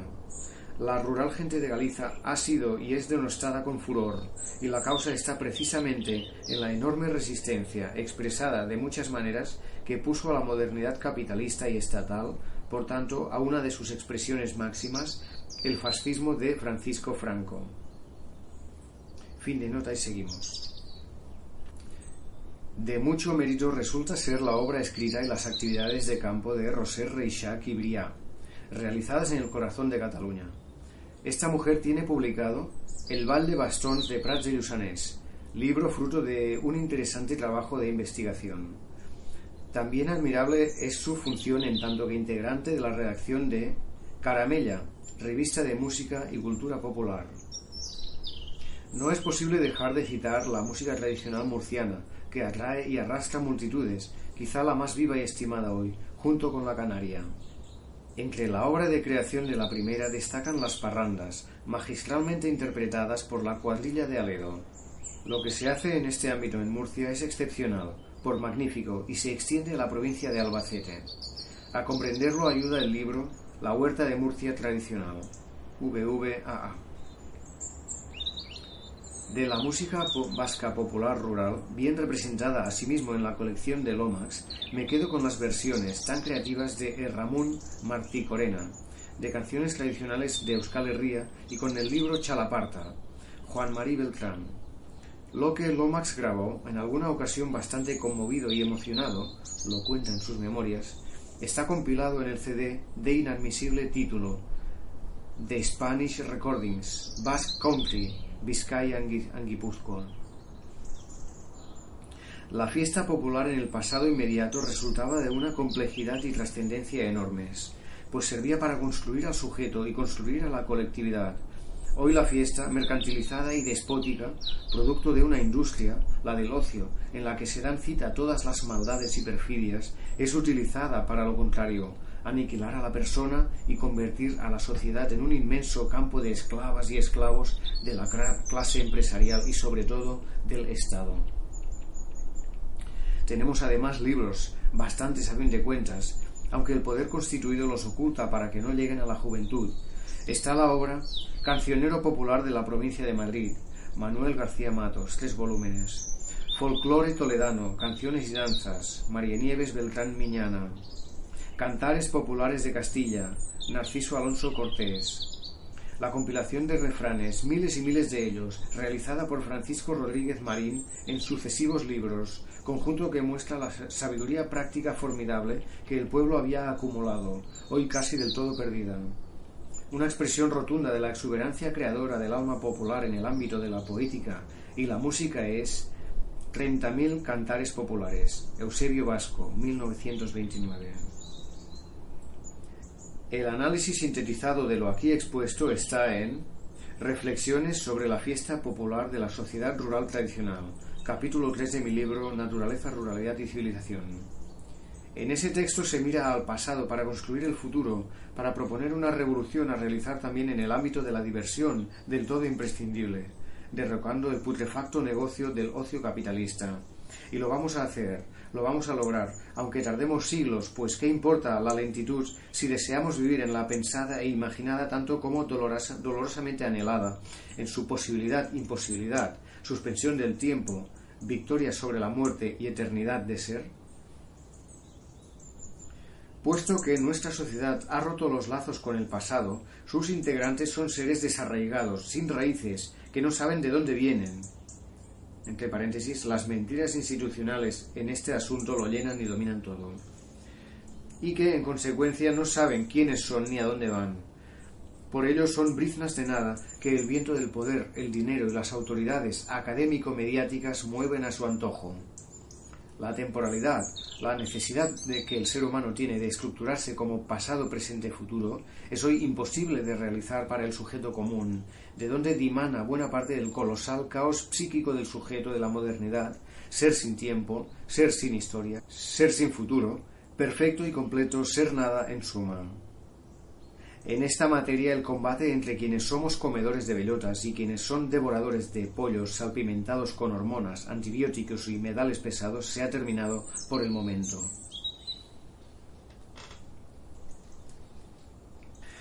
Tercera parte del prólogo.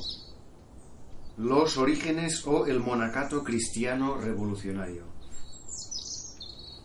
Hubo un tiempo y una sociedad en que las bellotas, lejos de estar demonizadas, fueron objeto de especial consideración.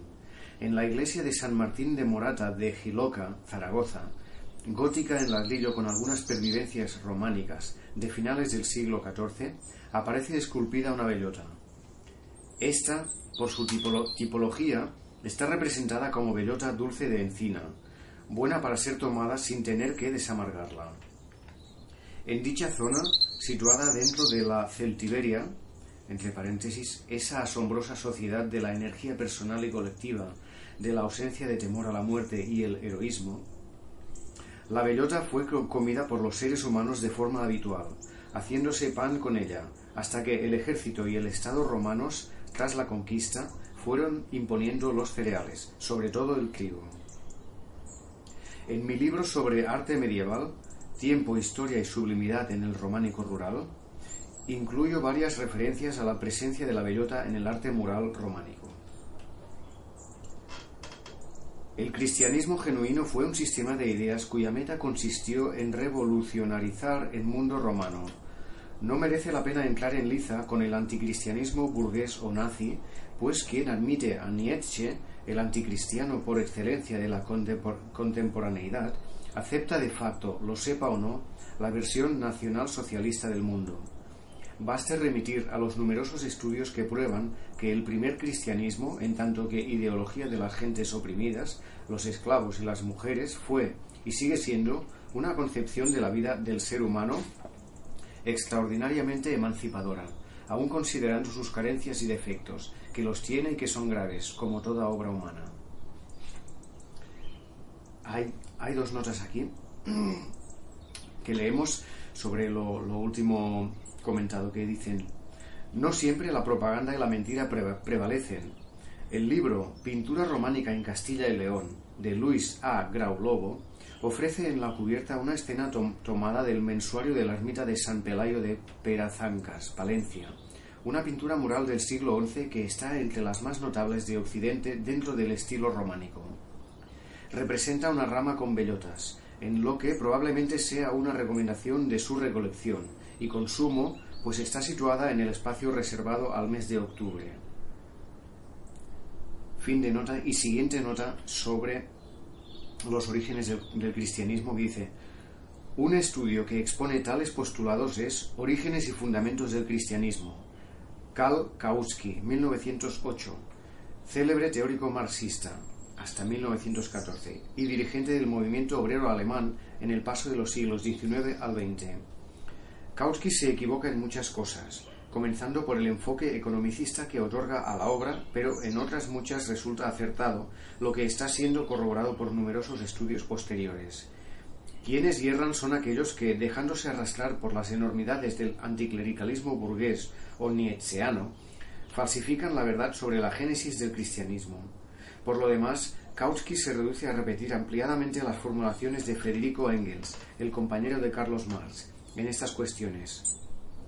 Hasta la introducción en España del sistema de ideas nietzscheano por la llamada Generación del 98, que luego sirvió de sustrato ideológico al franquismo, lo dominante en el movimiento obrero, campesino y popular de los pueblos en Iberia era que el cristianismo es excelente, pero la Iglesia repudiable, al haber traicionado el ideario cristiano. Fin de nota y seguimos. Ya en sus orígenes fue diferente a otras religiones. Estas cuatro nacieron como expresión de los intereses del ente estatal de su época y lugar, o como movimiento dirigido a crear un nuevo y potentísimo aparato de Estado, a través de la guerra, declarada santa, que instauraba por la fuerza el Estado teocrático y con la conquista de nuevos territorios, para fundar una élite mandante superpoderosa en lo económico, lo político y lo cultural, muy apta para aplastar al pueblo, imponer la propiedad privada absoluta, negar la autonomía de la persona, sojuzgar a las mujeres y apoderarse de territorios nuevos, sometiendo a dominación a los conquistados. El cristianismo fue inicialmente todo lo contrario, un movimiento de los oprimidos y de las mujeres, no una religión de dominadores, esclavistas, militaristas, patriarcales e imperialistas, que actuaban con la palabra Dios en los labios. Expandido el cristianismo a pesar de la represión padecida desde sus orígenes, el Estado romano promovió una batahola final de odio y sangre contra él.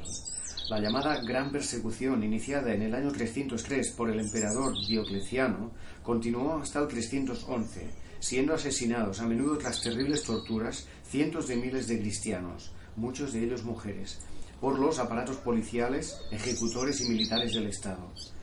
Pero ni así pudo éste vencer a sus oponentes. Tras eliminar a quienes eran cristianos de verdad, puso en marcha una maniobra de integración, apoyándose en los cobardes y los granujas que ya estaban dentro de las fraternidades cristianas. Todo ello culminó en el Concilio Ecuménico de Nicea, en el año 325, donde fue constituida la Iglesia, sobre las ruinas del verdadero cristianismo y contra éste, por sujetos que se decían cristianos, entre ellos Eusebio de Cesarea, falsificador de la historia del cristianismo inicial conforme a los intereses del ente estatal romano, pero que actuaban a las órdenes del emperador Constantino. A partir de ahí los cristianos genuinos se vieron forzados a, si deseaban seguir vivos y transmitir su ideario, escapar a lugares remotos, a territorios lejanos, en donde la presencia y poder represivos del par Estado-autoclero no se manifestase, o lo hiciera de manera mínima.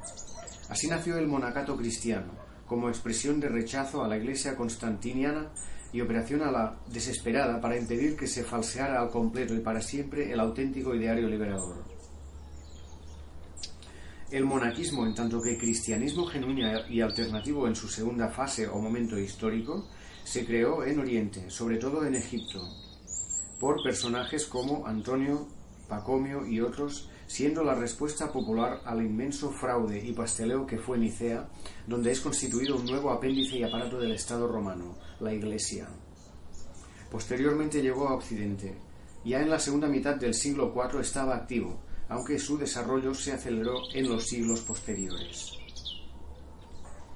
Hay una nota aquí sobre Pacomio, que dice: sobre la obra escrita de este que nos ha llegado, Pacomio, Reglas monásticas, Ramón Álvarez Velasco, no existe una interpretación objetiva e imparcial asequible a una lectora o lector medio de lo que el monacato cristiano fue, pues prácticamente todos los textos sobre él son obra de eclesiásticos o de afines que incurren en el error de establecer continuidad e identidad entre monaquismo popular e Iglesia.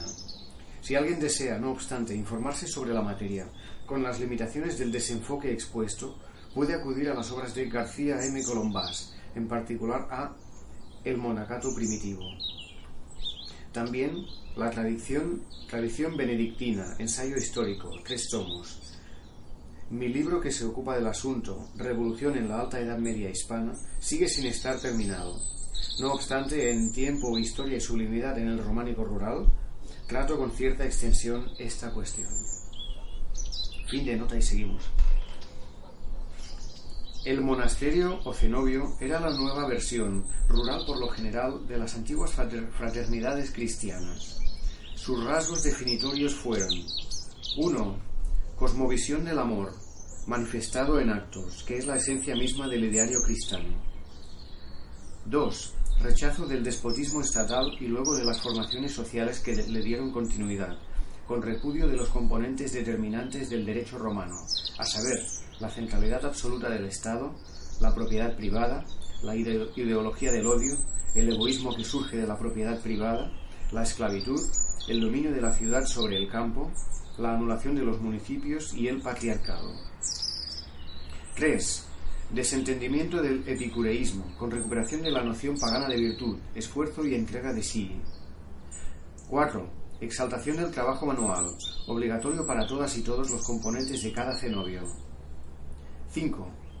Asamblearismo, conforme al primer cristianismo, considerando que la palabra iglesia, antes de ser manipulada por los clérigos amigos de Constantino y sus herederos en el solio imperial, proviene del vocablo griego usado para decir asamblea. Y 6. Eliminación del esclavismo, lo que está implícito en el punto 4. Aunque no tenemos datos suficientes sobre esto, se puede conjeturar que la declinación y derrumbe de Roma trajo un feliz retroceso de sus formas de alimentarse, que sitúan en el centro a los productos de la agricultura, los cereales y el trigo en primer lugar. Muy probablemente las clases populares volvieron a las prácticas prerromanas de aprovechar las bellotas, así como otros frutos y plantas silvestres, para su alimentación. Que en los tiempos románicos e incluso alguno gótico, la bellota esté bien representada, como se ha enseñado, refuerza esta aserción.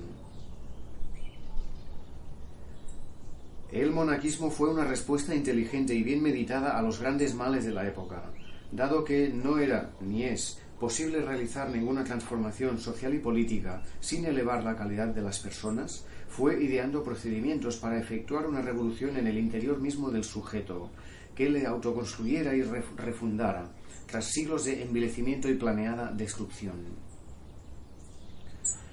El orden social romano en Oriente y en Occidente había degradado a las personas de una manera superlativa.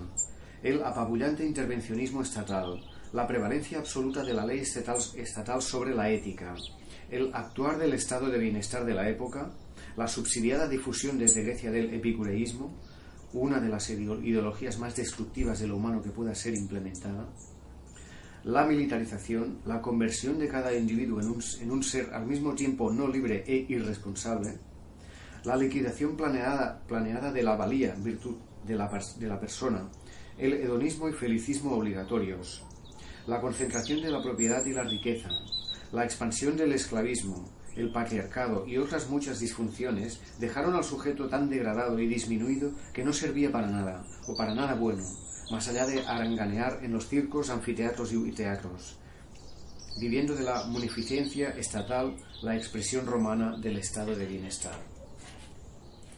¿Cómo transformar a este individuo hiperdócil ante el poder, agresivo con sus iguales, perezoso, insociable e indisciplinado, egoísta hasta lo disfuncional, ininteligente y desinformado, cobarde y pusilánime, que abominaba de la idea de esfuerzo y deber, que tenía pánico al deber y al dolor, que no sabía hacer otra actividad que malvivir como un parásito, nihilista, hedonista, crápula y estéril? Esta fue la cuestión previa que se propuso solucionar el monacato cristiano. Al lograr plantearla con rigor en lo cognoscitivo y alcanzar a resolverla con aceptable eficacia en la práctica, merece el calificativo de revolucionario.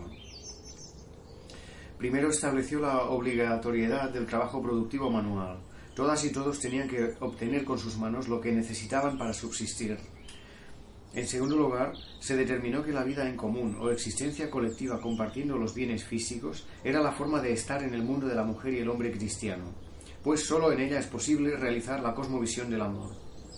Esto, por supuesto, tardó mucho tiempo en alcanzarse, y en una etapa previa lo que predominó fue la vida solitaria, cada cual en su proyecto, aislado. En tercer lugar, se estableció la complementariedad de lo espiritual y lo somático en la persona, para elevar la demanda de bienes inmateriales y reducir al mínimo la de los materiales, consumiendo lo menos posible, por tanto, dedicando al trabajo productivo el menor tiempo y esfuerzo, a fin de concentrarse en lo convivencial, estético, amoroso, reflexivo, contemplativo y volitivo. En consecuencia, se suprimió la propiedad particular, haciendo que los bienes fueran comunes, para lograr un altísimo grado de fusión interpersonal, de afecto, cariño e intimidad. Además, se crearon sistemas de participación igualitaria en la vida colectiva, con la asamblea de las y los hermanos como centro, para que no hubiera división entre mandantes y mandados, lo que habría arruinado la noción y práctica más seminales, las del amor y mutua asistencia. Quehacer número 5 fue el del estudio. Cada cenobio tenía un escritorio o espacio cerrado donde se guardaban libros, entre paréntesis, en la forma de la época como pergaminos, y otros textos que debían ser estudiados y también copiados de manera regular. El estudio ocupó mucho tiempo y esfuerzo de las comunidades monásticas. Por ejemplo, en las comidas, uno o una de quienes integraban el monasterio leía un texto y los demás escuchaban en silencio, con lo que alimentaban a la vez el cuerpo y el espíritu. Había acuerdo para destinar un tiempo prefijado al estudio y la reflexión. Al parecer, la una y la otra tenía una doble naturaleza, individual y comunitaria. La pasión por el saber del monacato cristiano salvó la cultura clásica de su desaparición, hasta el punto de que la gran mayoría de las obras griegas y romanas que nos han llegado fueron copiadas y por tanto preservadas de su destrucción en los monasterios cristianos, entre los siglos V a IX. Así sobrevivieron trabajos de filosofía, tratados de agronomía, textos de medicina, estudios sobre matemáticas, escritos sobre estética, libros de historia, obras sobre arquitectura, etc. Cuando el mundo romano, estatizado hasta la locura y por ello ilimitadamente envilecido, se derrumbó en la barbarie y la nada, el monaquismo colectivista, amoroso, ávido de saberes y asambleario, salvó lo más preciado y valioso de lo elaborado por la civilización antigua. En sexto lugar, se fomentaron formas de regulación y autodominio personal, para hacer que la vida fuera reglamentada y metódica, por tanto, fructífera y rica en obras. La sociedad romana había creado un sujeto caótico, irresponsable e indisciplinado hasta el extremo, liberado, entre comillas, de toda obligación y deber, que no era apto más que para consumir, reñir con sus iguales, perpetrar maldades y vaguear. Esto fue atajado a través de las reglas monásticas, o reglamentos reguladores de la vida colectiva en los monasterios. Conservamos muchas docenas de reglas monásticas, probablemente cientos, aunque las más célebres son unas cuantas, en particular la Regla de San Benito, escrita en Italia en el siglo VI, de naturaleza no revolucionaria, aunque contiene algunos elementos positivos, considerándola en el contexto de su tiempo. En ellas, la comunidad de los hermanos y hermanas se compromete a respetar las normas establecidas, para hacer que su vida dejase de ser un caos de egotismos, incompetencia e indisciplina. En Hispania florecieron reglas muy singulares, de las que no se tiene excesiva información, pero que ponían el acento en la combinación de responsabilidad y libertad individual, en la participación de todas y todos en la vida del cenobio, en los sistemas pactuales y en la forzosidad de que quienes asumieran temporalmente tareas de responsabilidad debían responder ante la asamblea de las y los hermanos. Para mejorar la calidad del sujeto se acudió a normas ascéticas. El cristianismo en sí mismo no es un ascetismo, pues su cosmovisión central no es la de la mortificación del cuerpo, sino la del amor mutuo, siendo el ascetismo algo más propio del último paganismo, que lo llevó en ocasiones a extremos inhumanos.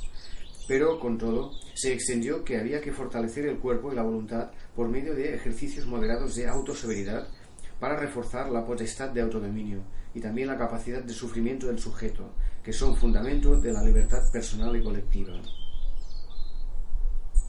Como octava cuestión decisiva, se eliminó el sexismo, dado que el derecho romano, por tanto las sociedades a él sometidas, fueron misóginas por imposición del Estado, se realizó una muy real emancipación de las mujeres en el monacato, siguiendo en esto al primer cristianismo, que en buena medida había sido un movimiento de mujeres. De ahí la existencia de los monasterios dúplices, en los que convivían féminas y varones en pie de igualdad, sin que se diera protección, entre comillas, patriarcalista, a las primeras, como es propio de todo patriarcado y neopatriarcado.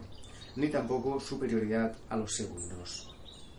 Una nota a pie de página aquí que dice: probablemente el mejor estudio sobre los monasterios de féminas y varones del medievo es Os monasteiros dúplices en Galicia na alta Idade Media, Héctor Rodríguez Castillo. Hay referencias a este asunto en otros textos, pero no estudios monográficos como él citaba. Estuvieron por todas partes, en Cantabria, en Castilla, etc., además de en Galiza. Su existencia refuta una enorme masa de tópicos, malentendidos y simples calumnias, permitiendo aquilatar y mejor comprender el mundo medieval. Fin de nota y seguimos. La vida de los cenobios estaba regulada desde la convicción interior y sólo secundariamente desde las reglas escritas. Era la interiorización por el sujeto de unos ideales básicos de amor, virtud, deber y metas sublimes lo que mantenía en activo a la comunidad. El sujeto que se fue autoconstruyendo en el monacato tenía unas características que, a día de hoy, pueden definirse con razonable precisión. Era una personalidad que había renunciado a lo que era tenido por las causas primeras de todos los males: deseo de poseer o privatizar en el ego, deseo de mandar o dominar, deseo de figurar o tener fama, y deseo de gozar, escapar y autoengañarse. Su meta más apreciada fue la de realizar el amor en un tipo de existencia cuya meta era la fusión interpersonal, la eliminación de las barreras que separan a los seres humanos para construir una forma superior de vida. En tanto que concreción y complemento de ese designio estaban los demás rasgos de carácter: esfuerzo desinteresado, voluntad de servicio, energía interior, fortaleza espiritual y física, inteligencia experiencial, cálculo estratégico, indiferentismo ante los goces o dolores, trascendencia y sublimidad, coraje y valentía, responsabilidad y cortesía, deber y libertad. Los avatares históricos del monaquismo cristiano fueron bastante complicados. En Oriente, su cuna fue aplastado y asimilado, una vez desnaturalizado, por el Estado romano de Oriente, mucho más estable que el de Occidente. Luego por el poder bizantino y finalmente por el imperialismo islámico, de tal modo que hacia finales del siglo VII ya estaba liquidado, si bien subsistió el monacato institucional, mero apéndice del poder constituido. En el norte de África el cristianismo revolucionario se opuso con las armas en la mano al Estado romano. En el norte de África el cristianismo revolucionario se opuso con las armas en la mano al Estado romano, en lo que se conoce como movimiento donatista, radicalmente enfrentado con la Iglesia, dirigida en este caso por San Agustín. Tras una sucesión de conflictos violentos de bastante gravedad, en particular durante el siglo V, entró en decadencia para ser posteriormente barrido por la invasión islámica. En Europa occidental arraigó con mucha fuerza en la península ibérica, también en la península itálica, las Galias, entre paréntesis, en donde descolló Lerins, complejo cenobítico en el que vivió Salviano de Marsella, autor clave para inteligir la Alta Edad Media en Occidente. Y Centro Europa, sin olvidar Irlanda, donde se dio un monaquismo poderoso y civilizador. A Iberia el monacato llegó desde el norte de África. Hubo luego una fusión entre el ideario monástico y los pueblos que con más éxito habían resistido a los tres imperios invasores y conquistadores: Roma, los visigodos y el Islam. De ahí salió, por ejemplo, la cristianización de los vascones, probablemente ya en el siglo IX. Se dio, como sucede siempre con todos los movimientos innovadores, un monacato espúreo y degenerado, al servicio del poder constituido. Bajo el reino visigodo de Toledo, Isidoro de Sevilla fomentó tal monaquismo institucional e incluso escribió una regla monástica. Hubo varios más, entre los que destaca Fructuoso, equívoco personaje del siglo VII, nacido en el seno de lo más florido de la aristocracia visigoda, que con su populismo ha logrado y logra confundir a muchos. Durante todo este tiempo el conflicto Iglesia-Monacato fue bastante fuerte. La primera, en tanto que remedio y negación del auténtico cristianismo, combatió al segundo, usando bien de la expresión o bien de su integración tras la puesta en marcha de procesos de desnaturalización. La áspera controversia entre Elipando, arzobispo de Toledo, y Beato de Liébano, a finales del siglo VIII, es una muestra de esa tensión, que se mantuvo hasta el siglo XI, cuando el monacato cristiano entró en decadencia y se liquidó de hecho. Hay una nota aquí sobre Beato de Liébana que dice: Beato, perteneciente al cenobitismo cántabro, escribe una obra de notable significación, Comentarios al Apocalipsis de San Juan, terminada en el año 776. En ella hay extensos fragmentos escritos en realidad por un erudito del combativo donatismo norteafricano, Ticonio, lo que establece la conexión entre el mundo monástico hispano y el de al sur del estrecho, pues el donatismo, como se ha dicho, fue un movimiento genuinamente cristiano que se enfrentó al Estado romano con las armas. La obra de Beato expone, a partir del análisis de uno de los libros más notables del Nuevo Testamento, una parte de la concepción del mundo del monaquismo cristiano.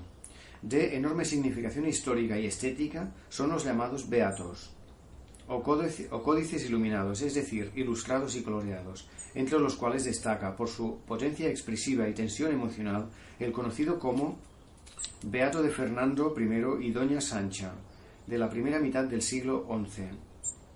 El resto de los códices conservados son igualmente obras de arte de un valor descomunal, que muestran la intensa vida espiritual, emocional y de la sensibilidad que conoció aquella formación social, rebosante de alegría y vitalidad, no muerta y acabada como la actual, mero cadáver insepulto. Fin de nota y seguimos. El mayor logro histórico del monaquismo cristiano revolucionario fue la sociedad rural popular, entonces innovadora y modernísima, hoy tradicional y de facto extinguida ya, que se dio en toda la península ibérica libre del poder colonialista, esclavista y patriarcal islámico andalusí. Esta sociedad, que se constituyó en los siglos 8-9, ha llegado casi hasta nuestros días, lo que significa que ha existido unos 1200 años. La revolución de la Alta Edad Media creó un nuevo mundo rural, eliminando el establecido violentamente por Roma y sus continuadores, basado en su etapa última en la combinación de villas fastuosas, a menudo verdaderos palacios, esclavismo y libres pobres dominados, todos ellos sometidos al poder de las ciudades, abrumados por los tributos, controlados militarmente y forzados a trabajar para las élites de las urbes y las villas. La huida de esclavos y libres sin poder a áreas rurales remotas durante varios siglos fue creando comunidades humanas libres que se fueron identificando con el ideario monástico. De tales comunidades se conservan restos materiales en ciertos lugares, en especial cuevas, sobre todo en Álava, Cantabria, Burgos, Soria, Palencia, Segovia, a Ribeira Sacra en Galicia, Serranía de Ronda, montañas de Albacete, La Rioja, con San Millán como gran eremita, tañedor de rabel y amigo de los cántabros rebeldes al reino godo de Toledo, áreas del país leonés, etc. En ellas floreció una nueva sociedad sobre la base de tres componentes: los esclavos y libres sin poder huidos, las aportaciones de las sociedades prerromanas que nunca habían sido dominadas de manera completa por los imperios, en particular vascones, cántabros y pueblos del Pirineo y otros, y el ideario monástico. Hay unas notas aquí sobre este punto que dicen: a pesar de su relativa antigüedad y de lo inadecuado del título, al calificar de visigóticas tales edificaciones, cuando lo correcto sería definirlas como antivisigóticas, pues con gran probabilidad fueron erigidas por quienes huían del poder godo toledano y se refugiaban en Vasconia, fenómeno que alcanzó proporciones probablemente enormes desde los últimos decenios del siglo VII. El libro de La Chaga, Iglesias rupestres visigóticas en Álava, la Capadocia del País Vasco y el complejo rupestre más importante de Europa, sigue siendo el mejor estudio de campo de este asombroso conjunto de cuevas y refugios, convencionalmente datadas en el siglo VII, cuya vinculación al primer monacato parece estar fuera de dudas. Otra notita que dice: también es de interés Iglesias rupestres de Valderredible, Julián Berzosa Guerrero. Otra notita que dice: aunque un estudio de conjunto de a Ribeira Sacra como espacio remoto y oculto donde muy posiblemente floreció el monaquismo revolucionario está por hacer, hay un libro que aporta cierta información útil para inteligir el magnífico monaquismo gallego. San Pedro de Rocas, un eremitorio rupestre alto medieval, de Ana María Malingre Rodríguez. Y otra notita sobre el país leonés que dice: en eremitorios altomedievales en las provincias de Salamanca y Zamora, Ramón Grande del Brío, una visión de conjunto de la península ibérica. Los eremitorios rupestres en los primeros siglos de la peregrinación jacobea. José Fernández Arenas. Fin de notas y seguimos. En ese crisol se fue constituyendo una nueva forma de vida, un nuevo mundo rural y un nuevo tipo de seres humanos. Todo ello tras conquistar el derecho a la existencia en una durísima brega con el imperialismo de Al-Ándalus. Se constituyó como formación social novísima, ya consolidada en el siglo X. El nexo inmediato de unión entre el monaquismo revolucionario y aquella lo fueron, muy probablemente, los llamados monasterios familiares. Estos, de facto, eran aldeas altomedievales y con el tiempo se fueron constituyendo explícitamente como tales.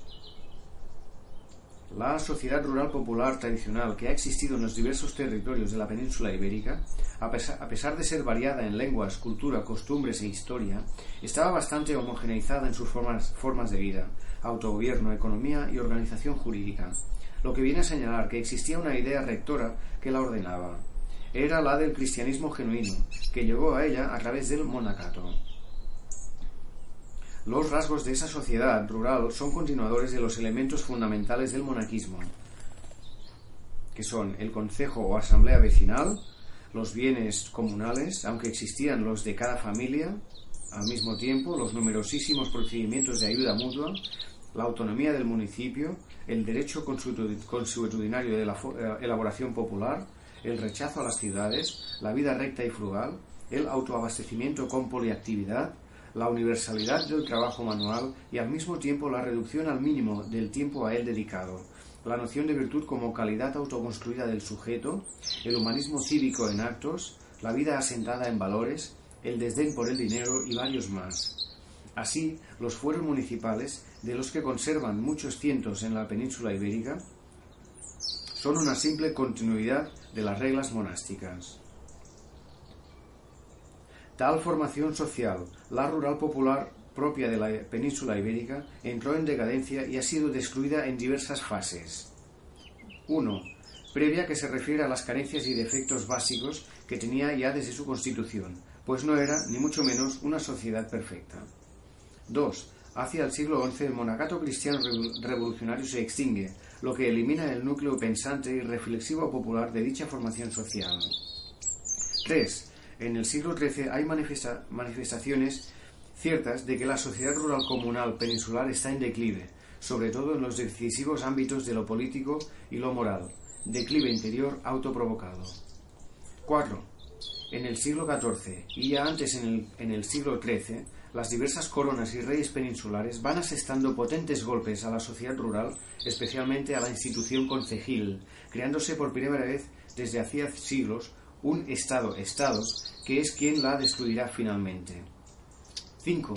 Los reyes católicos constituyen un Estado digno de tal nombre, lo que equivale a un retroceso de la ruralidad popular, proceso que se acelera con la venta de comunales ordenada por Felipe II. 6. La monarquía ilustrada del siglo XVIII entra a saco en la sociedad rural promulgando leyes desamortizadoras que amplían el expolio, al privatizar muchos bienes y medios de producción concejiles. 7. La revolución liberal se lanza contra ella para destruirla del todo, con la tiránica Constitución Española de 1812, como punta de lanza, la cual recoge el proyecto antirrural, privatizador y liberticida que pergeña el ilustrado Jovellanos en Informe de Ley Agraria de 1795. Y 8. Debido a que el liberalismo, con todo, no logra el completo su objetivo, es el fascismo de Franco quien la liquidará finalmente, en el periodo de 1955-1975. En esos 2 decenios, la sociedad rural popular tradicional fenece. Ya estamos llegando al final. Una notita aquí sobre este punto es de la Constitución de 1812 y dice: sobre la Constitución de 1812, escépticamente considerada, está la sección primera de mi libro 6 estudios, el vídeo La otra cara de la Pepa, la Constitución de 1812 en evidencia, y numerosos artículos en mi blog y página, que probablemente recopile en un libro. Conclusión. Este ya es el último párrafo del prólogo, que dice: cada vaivén de la historia promueve cambios en la forma de alimentarse las sociedades, como se dijo al principio. Si las legiones romanas exigían trigo, lo mismo que siglos después los ejércitos y las ciudades de la modernidad liberal y constitucional, la ruralidad siguió aferrada a una alimentación más natural, sustentada en cierta proporción en la recolección de frutos y plantas. Conjurémonos y hagámonos todo lo posible, e incluso bastante de lo que parece a priori imposible, para que el cambio histórico hoy por realizar sea también una revolución alimentaria, contra la hiperextensión de la agricultura y en pro de la recuperación del bosque autóctono, por tanto, a favor de la bellota. Fin del audio. Más información en felixrodrigomora.net. Lectura del texto por Pere Ardebol, del equipo Mizar de divulgadores. Un saludo.